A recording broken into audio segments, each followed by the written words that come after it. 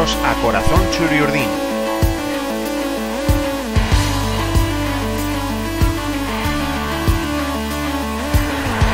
El podcast en el que escucharéis historias sobre la historia de la Real Sociedad.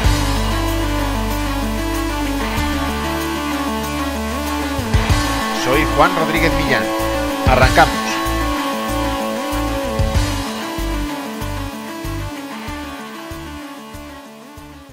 El nombre de Genaro Zelaieta está en la mente de todos los realistas. Fue el lateral derecho del equipo que Alberto Ormaechea llevó al Olimpo de los Campeones de Liga. Está en esa mítica alineación del Molinón que todos nos sabemos de memoria y destacaba por sus dotes defensivas, lejos de los laterales ofensivos que vemos en el fútbol moderno. Y a pesar de eso, Zelaieta marcó 6 goles en sus 302 partidos defendiendo la camiseta Churiurdin, una cifra nada mala, que además se inició de la mejor manera, ayudando a certificar un éxito del equipo. Estamos en la temporada 1978-79. Ormaechea hizo debutar en el primer equipo a Zelaieta en la primera jornada de Liga, el mismo día que lo hizo Eras, en un empate a 1 contra el Burgos en el Plantío, y solo se perdió un encuentro en toda la temporada. La Real había anotado 50 goles en los primeros 32 partidos de competición, solo 5 menos que el líder, el Real Madrid, y 2 más que un Sporting de Gijón, que ocupaba la segunda plaza. A pesar de esos buenos registros goleadores, una eficacia que había ayudado a que la Real fuera cuarta con los mismos puntos que el Atlético de Madrid, tercero, Zelaieta no había firmado ninguno de esos goles. En la penúltima jornada de Liga, Atocha se preparó para una final. Las Palmas era el perseguidor de la Real desde la quinta plaza y con apenas un punto menos que el equipo de Ormaechea. Ganar, por tanto, certificaba la clasificación Churiurdin para la Copa de la UEFA. Un empate y una derrota no solo daban ventaja al equipo canario, sino que abrían incluso la posibilidad que el Barcelona, que jugaba en Vallecas ante un Rayo que buscaba la salvación, pudiera meterse en la pelea por la cuarta plaza, aunque en la ciudad condal no se tenían ya demasiadas esperanzas en hacerlo. Ormaechea mantuvo el 11 inicial de anteriores encuentros, a pesar de que Perico Alonso volvía a la convocatoria tras recuperarse de una lesión, y jugó aquel 27 de mayo de 1979 con Arconada en la portería, Zelaieta, Gajate, Cortabarría y Odriozola en defensa, Iriarte, Diego y Zamora en el centro del campo, con Idígoras, Satrústegui y López Ufarte en punta. Yo temía ese partido contra Las Palmas, confesó Ormaechea tras el encuentro, explicando además los motivos. Se cerraron muy bien detrás, hacía muy difícil jugar el balón con comodidad y no conseguíamos abrir hueco. Efectivamente, la primera parte fue muy complicada para la Real. Con un centro del campo muy poblado, el equipo visitante dificultaba mucho las opciones realistas de llegar al área de Carnevali, aunque pasados los primeros 20 minutos de juego, el meta canaria empezó a tener trabajo.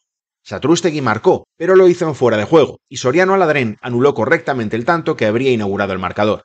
Arconada se encargó de hacer el habitual paradón en la única jugada de peligro de Las Palmas en toda la primera mitad, un disparo de falta de Brindisi que buscaba a su escuadra. Cuando los más agoreros pensaban que se iba a llegar al descanso con el 0-0 inicial, llegó el instante que cambió el encuentro. Pasaban escasos segundos del minuto 45 cuando Zelaieta, en una posición muy poco habitual para él en la frontal del área, recogió el rechazo de Carnevali al centro de Iriarte. El balón le cayó en su pie derecho y, salvando la nueva salida del meta canario, colocó el esférico por encima y lo mandó al fondo de la red. El primer gol de Zelaieta llegaba para confirmar que la Real quería sentenciar su clasificación para la Copa de la UEFA sin esperar al último partido. Ese fue el primer gol en partido oficial, claro, porque el primero que había marcado con el primer equipo fue en Ceuta, en la pretemporada, y sirvió para ganar además un trofeo. A pesar de haberse puesto en ventaja contra Las Palmas, todavía quedaban 45 minutos.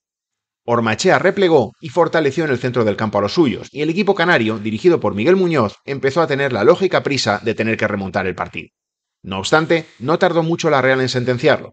Fue al cuarto de hora de la segunda mitad cuando Satrústegui recibió el balón dentro del área, se lo cambió de pie y lanzó un disparo raso y colocado junto al poste izquierdo de la portería visitante, ante el cual Carnevali, a pesar de su estirada, poco pudo hacer. 2-0 y partido sentenciado, porque Las Palmas ya no fue capaz de meterse en el juego. El causante de que no lo hiciera fue, como no, Arconada, que tuvo que lucirse en 2 ocasiones. La primera enviando a córner en 2 tiempos un disparo de Jorge y la segunda con una espectacular salida a los pies de Maciel, deteniendo nada menos que 2 disparos casi a bocajarro. Diego y Zamora también pudieron aumentar la renta realista, con sendos remates que Carnevali envió a córner.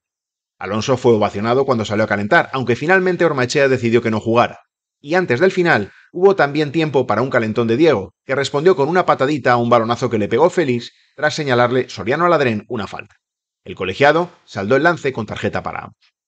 El marcador ya no se volvió a mover y la Real garantizaba así la cuarta plaza de la Liga y, por tanto, la clasificación para la Copa de la UEFA, la tercera de su historia, tras 3 años sin entrar en una competición continental. El Atlético de Madrid cumplió en las dos últimas jornadas. Primero ganó al Recreativo de Huelva por un corto 1-0 en su estadio y después empató a 2 contra el Celta en Balaídos en la última jornada. Con el también empate de la Real en la jornada final, en San Mamés y a 1, la clasificación se quedó tal y como estaba. Los colchoneros fueron terceros y los realistas cuartos, con 3 puntos de ventaja sobre el quinto, que finalmente fue el Barcelona por el desplome final de Las Palmas, que en los 4 últimos partidos de Liga solo fue capaz de sumar un punto.